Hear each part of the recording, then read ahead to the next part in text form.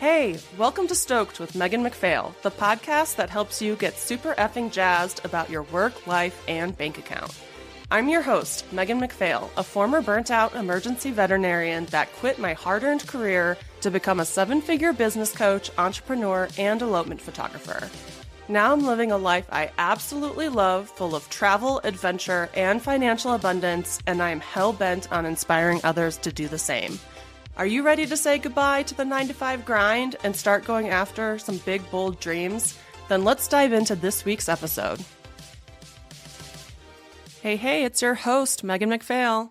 And your co-host, Todd Reedy. And this week's episode is all about sunk cost fallacy. Pretty cool, huh? Yeah. Okay, so I'm going to define it, but first, the reason why I really want to talk about sunk cost fallacy is because when I quit being an emergency vet, like if I had $1 for every time somebody asked me or made the comment that, oh, but you put so much time into learning how to be an emergency vet. You spent so much time in school and so much time working, and you have all these student loans. Like, how can you quit? And it's easy. I quit because it fucking sucks. And the sunk cost fallacy is it describes our tendency to follow through on an endeavor if we have already invested time, effort, or money into it, whether or not the current costs outweigh the benefits. And it's essentially irrational. It's completely irrational to continue in an endeavor just because you spent a lot of time, effort, and money on it. But we do it, you see it every day. People staying in marriages that are no longer serving them, staying in jobs that are no longer serving them, all because of this sunk cost fallacy. But the decision is crazy. Like if you were to pretend the past didn't exist and it was just from this day forward with the information you have now, if you ask me, would I have become a vet? I would say, hell no. Like anytime somebody says they want to be a veterinarian, I'm like my friend's kids or something, I'm like, don't let them do it. Don't let them, So why would it make sense for me to continue in a job just because I spent time and money and effort into it when I'm telling other people they shouldn't do it? I'm dreading every day. At this point, my happiness should outweigh the fact that I put this time and effort into it beforehand. That shouldn't be the thing I base my future endeavors on. And Todd has a little example. Yeah. So I heard this example years ago, and it's super simple. Like we're talking about big things right now, right? We're leaving a job, a long-term relationship, who knows? But rolling it back to a simple example is, say you have to go to the grocery store. You get in the car, it's a 10-minute drive, and you realize, or some new information comes to light 7 minutes in that, oh, the grocery store is closed. You wouldn't continue on to the grocery store because that was your initial plan, or that's where, you've made all this progress to get to the grocery store. Now you have new information that would negate that decision and you should pivot. So, that seems so easy to rationalize. Yeah, I'm not going to go to the grocery store, it's closed. But we do it all of the time with big decisions because it's scary, and yeah, we're just influenced because we put all that time, money, effort, tears, blood, however it is, that we got to just keep grinding it out, keep going. That was the path, but it can be silly. Yeah, and I try to tell people all the time, like that's just the sunk cost fallacy, telling you that you should continue something just because you've put effort into it. And I wish that I had paid attention to it more. Like, I don't think I really learned about it until after I quit, maybe even. But yeah, and I wish I applied it to my past marriage, some friendships that weren't serving me anymore, some business decisions I've made. Really, if you think you are a rational being and that you're making decisions logically, you really shouldn't include the past in the decisions you make about your future. And I know that sounds weird. You should basically use all the available information to decide from today forward, does this thing serve me and should I continue it?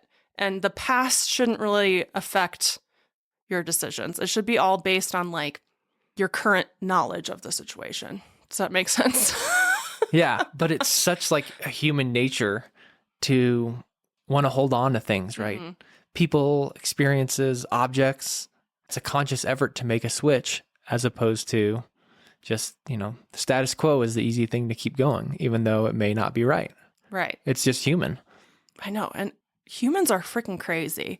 Like, we think we're so smart and so rational. That's what I think is so funny about the sunk cost fallacy, is because it's genuinely an irrational decision that we're making to keep ourselves in a horrible position, essentially. Because a lot of the times, if we're wanting to pivot out of something and we are justifying not pivoting out of it because of our sunk costs, I mean, we're just completely ignoring our well-being, our happiness, everything we've learned about how much this thing sucks and what we want for our future.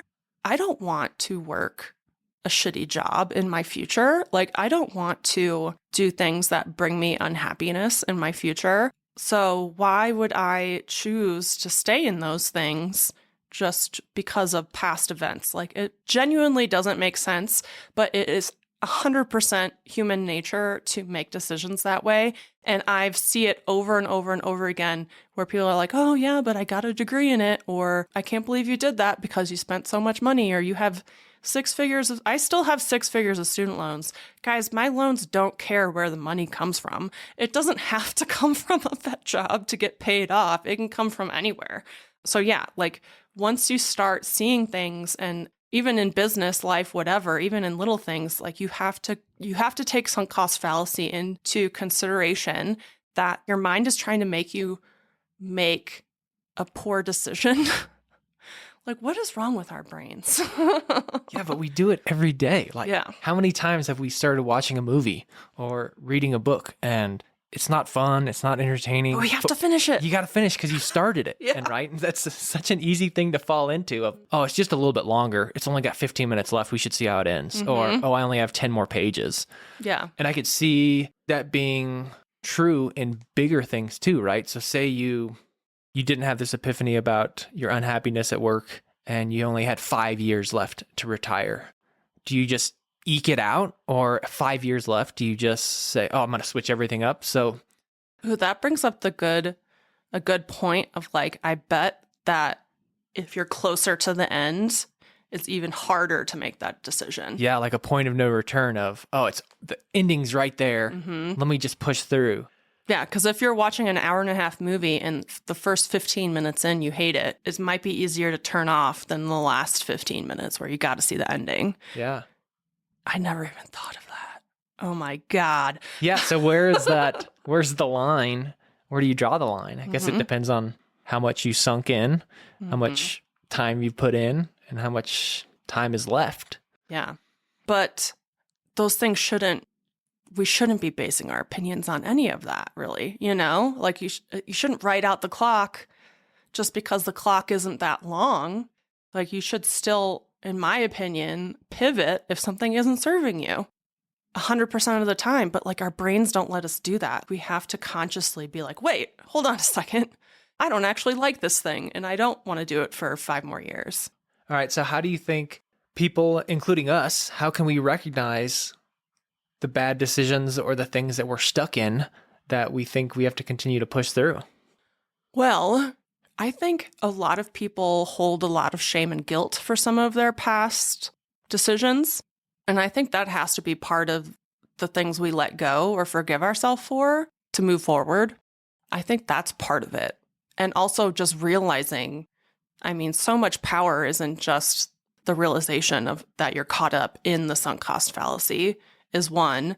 I mean, you really have to think of it as like, okay, if I do not consider the past, because this is what I've said to people, if I'm just standing here today on, what is it, a Monday? The episodes drop on Thursday, so we'll say it's a Thursday. It's just a random Thursday.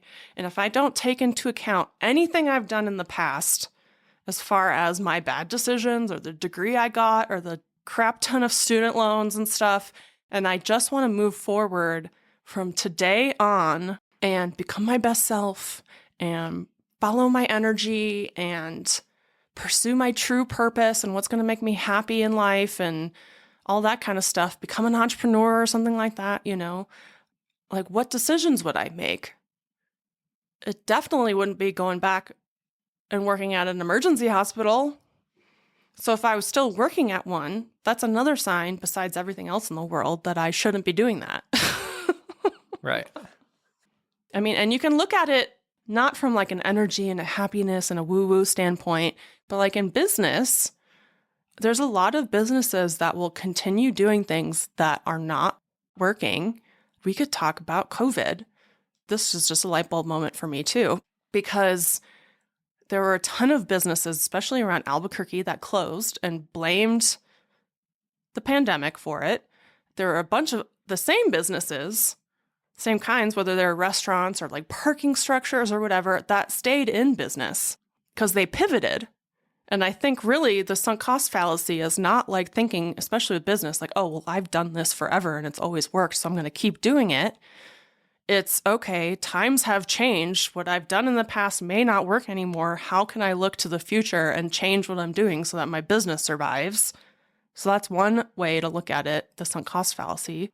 And the world is changing. I mean, who knows? I used to have people, when they started coaching with me, say like what they wanted their life to look like in 5 years. And now I've shortened it to 2 years because I'm like, I don't know what's going to happen in 5 years. Who the heck knows? Like the last couple of years have been crazy. But yeah, in business, I mean, you can look at things as easy as, okay, we've been doing this thing forever and it's not making us money. So we're not going to continue doing it because of money and make it a really easy decision where it's just like, this thing costs us money. So moving forward, we are going to pivot instead of continuing doing the thing that costs us money. But it's also a lot of times more, it's more than that. Like the people who had to pivot, like the restaurants that had to pivot to takeout or something to keep their business alive, or like online shopping, like the boutiques that started online stores to keep their business alive. Pivoting is like crucial to life, right? Yeah, things constantly change. And if we're stuck with our blinders on, right, we may not see it or notice it. And I think probably the biggest takeaway for me as we're discussing this is just like being intentional with how we spend our time and our money and our energy, right? Of, is this really serving me now? Is it going to serve me in the future? Or is it just, oh, this is the status quo. I've always made this decision. We've always done business this way. I've always lived my life this way. But is that worthwhile? Yeah. Is that still serving you? Yeah. So just analyzing kind of the decisions, the habits, is the only way you can get out of it, right? Right. And I think it's very empowering to think that, okay, this might have been my status quo for a while, but I don't like it. So from this point forward, I'm changing it, whether that's a relationship, a job, a business, anything. I think that's powerful to know that you can change things moving forward and that you don't have to be stuck in the same thing you've been doing all the time just because it's been what you've been doing all the time. Yeah. And you can pivot once and that may be a good choice. But, you know, in 1 month, 1 year, 1 decade, that may change again, right? Depending on every imaginable circumstance in your personal life, family life, the world. I used to be so stuck on like the idea of permanence and how like I'm doing something, so I'm always going to be an engineer, right? This is what I started. I'm going to always be an engineer. Oh yeah, I've gotten that too. Like, you're going to be a photographer forever? Yeah, but no. No, I don't know what I'm going to do. Again, 5 years from now, the world's going to be completely different. So I'm just going to do whatever I want to do. Yeah. And that's quite okay. Nothing is permanent. Things may be good now, which may not work later. So yeah, being flexible to that, I think is also a very important lesson that I had to come around to was things can change and that's okay. It could get better, could get worse, and then you just change again. True. And that also kind of doubles back to this all or nothing mindset that I see a lot of people, especially entrepreneurs, have where they think it's just all or nothing. It's like, I'm going to be a photographer forever, or I'm not going to be a photographer, or I'm going to do this forever, or I have to do this perfectly at 100%, or I'm not doing it at all. And I think that applies to what we're talking to as well. Yeah, because you don't have to do a pivot. Like none of the decisions we make have to be permanent and last 50 years.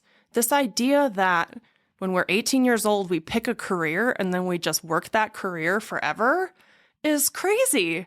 18-year-old Megan didn't know what the heck was going on. She had no idea. I thought I was, I thought I knew everything, but even now, as I'm almost approaching 40, I'm still learning things every day. And I think the reason I'm learning things is because I'm a business owner and I constantly have to evaluate myself and the world around me in order to like survive, whereas before, yeah, I had blinders on and I was just going to put my head down and be an ER vet forever. And that's just not how life has to be. We can pivot as many times as we want, and I encourage that. And yeah, I don't want to ever get stuck in the sunk cost fallacy. I could quit one of my businesses tomorrow if I wanted to, if it wasn't serving me anymore, and that would be totally fine. It doesn't matter that I spent years growing it or whatever. I can always do something new that will, I don't know, like Marie Kondo says, bring me joy. How important do you think it is that we follow through on things for other people? Because why I'm thinking about this is we may choose to do things, and if we change or stop, I don't know, that may make us look like we're flip-floppers. Like, what if something doesn't serve you, but other people are depending on you? That kind of thing? No, that's not what I was really thinking. I was thinking more of just this perception and how other people's thoughts may influence us to stick with something or to quit on something. I see. Yeah. Because, yeah, if you are not letting yourself succumb to the sunk cost fallacy and you're pivoting and changing things, then, yeah, you could be labeled as like a quitter or something. I think quitting is just fine. If it's, the right it's time. the right thing. I mean, yeah, I think a lot of people struggle with that, though, this idea that they're quitting something and that they are like a failure. Oh, this is a good talking point. Yeah. This idea that like, oh, I failed at emergency medicine. I don't think I failed as an emergency vet. I think I was a fucking awesome vet. I think the system failed me and my managers and my bosses failed me. That's how I feel about it. And I'm lucky because I didn't care what people thought at that point, And I know a lot of people aren't. Like, I know a colleague of mine who really wanted to quit, but she was even farther in her education. Like, she did a residency and had 2 children, and she was afraid of what people were going to think of her if she quit her job. And that honestly, like, never entered my mind, like what people were going to think. And I was very proud of being a doctor, but I'm even more proud that I quit that and am even more successful now, as far as I define it. Like, I love that identity for me, that I quit something because it didn't serve me. I love that. But a lot of people don't have that. They are worried about what people think. And I think, how do people overcome that? I think you really need a community that supports you, because people are going to accuse you of being crazy. Oh, for sure. I struggled with that for sure when I was quitting, because a lot of my friends were also engineers working at the same lab, because I had rolled up a lot of my identity in my career. So leaving that, I thought I was going to be like leaving my friends or quitting that lifestyle. Or I don't think I like felt that I was going to offend people. But at the end of the day, same as like my parents and my friends, like I would hope that they would prefer me be happy than to label me a quitter, right? Yeah. If you were to see like somebody else, if they weren't happy and they chose to change, like that's a good decision for them. And I think it's one thing to quit something when you're building the skills and it's a little hard and you're like, oh, this is hard, I quit.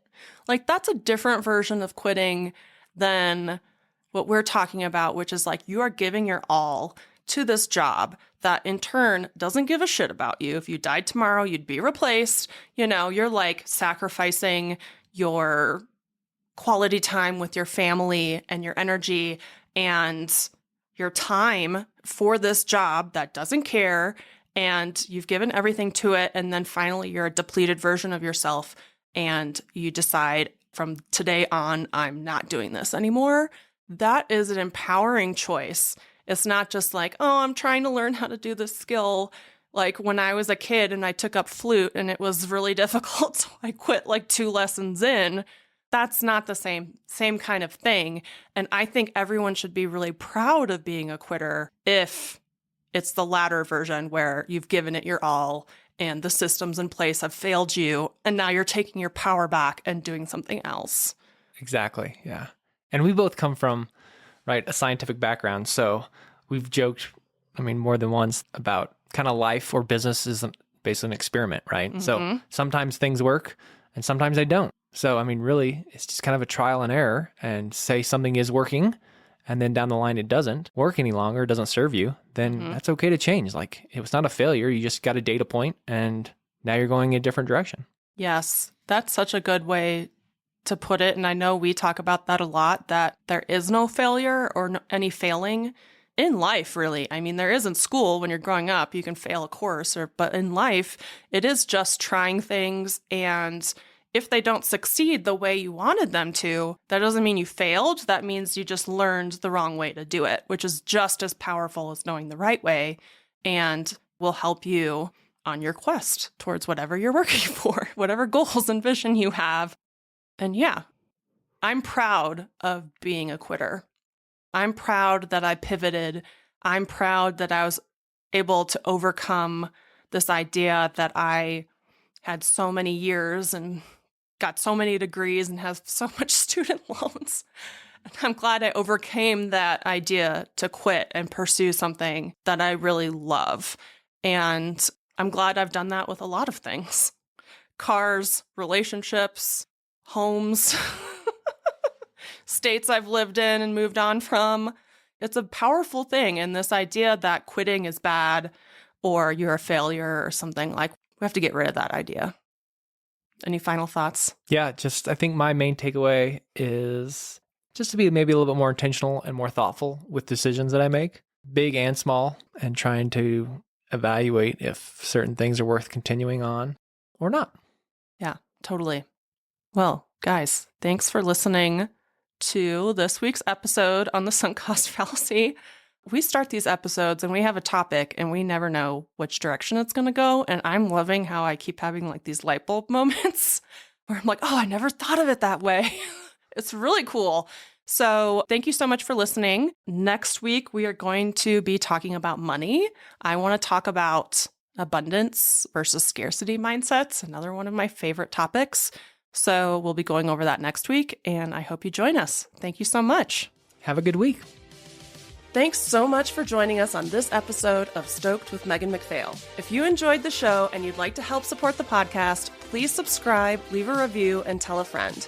If you're looking for more inspiring content, check us out on Instagram at Stoked with Megan McPhail. And to learn more about my business coaching and how I can personally help you quit your 9-to-5, visit my website at meganmcphail.com. I hope this leaves you feeling stoked. See you next week.